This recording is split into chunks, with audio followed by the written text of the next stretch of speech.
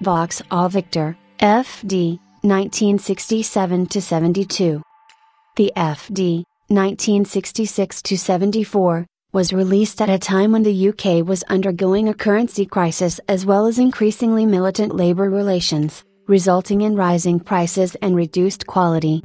On paper, this new 1599cc and 1975cc overhead camshaft engine design, the Slant 4, was advanced, but suffered an out-of-balance couple which earned it the US tag hay baler. The suspension design of the car was far less compromised than most previous British mass-produced efforts, featuring a live axle with trailing arms, Banhart rod and coil springs instead of the traditional leaf springs, and a double wishbone front suspension assembly, but the FD's on-road performance and durability were less than its on-paper promise in standard form. Independent tuner Blydenstein could effectively transform the overhead cam Victors to fulfill their advanced specifications.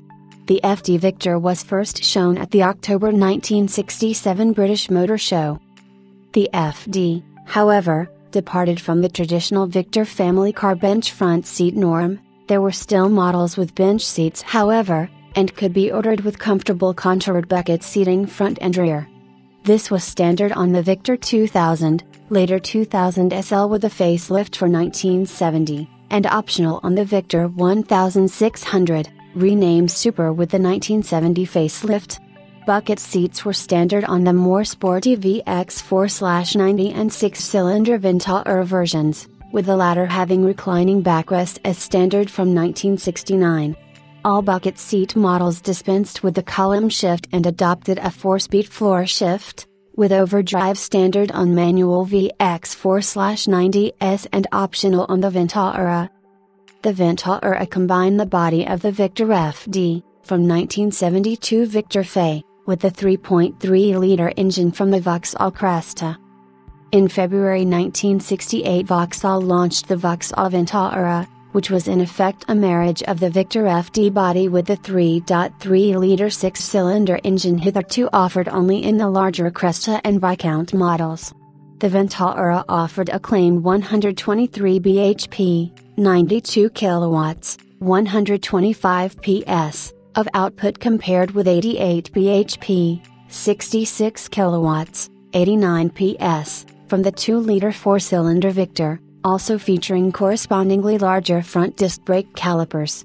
The Vauxhall therefore differed most spectacularly from its siblings through its effortless performance. In that respect it had no obvious direct competitor at or near its price, $1,102 including taxes in February 1968, on the UK market. The interior was also enhanced, with extra instrumentation including a rev counter. From the outside Vauxhalls can be identified by their wider tires, a front grille of toothy harmonic-like gaps in place of the Victor's closely packed horizontal bars, fluted inserts in the hubcaps, and a black vinyl roof. The VX490 was a sporting derivative of the Victor, initially based on the Victor FB, but subsequently included in the FC, FD and FE Victor families. May 1968 saw the return to the Vauxhall range of the Victor Estate, now based on the Victor FD. The Estate, like the Saloon, offered a choice of 1599cc or 1975cc 4-cylinder engines and was also offered with the 3294cc engine normally found in the Vauxhall Cresta. The Victor Estate 3294 was the only 6-cylinder Victor offered on the domestic market, although the Vauxhall was effectively a 6-cylinder Victor Saloon by another name. Rear suspension was beefed up on the Estate models and all apart from the base 1599cc version came with front-wheel disc brakes.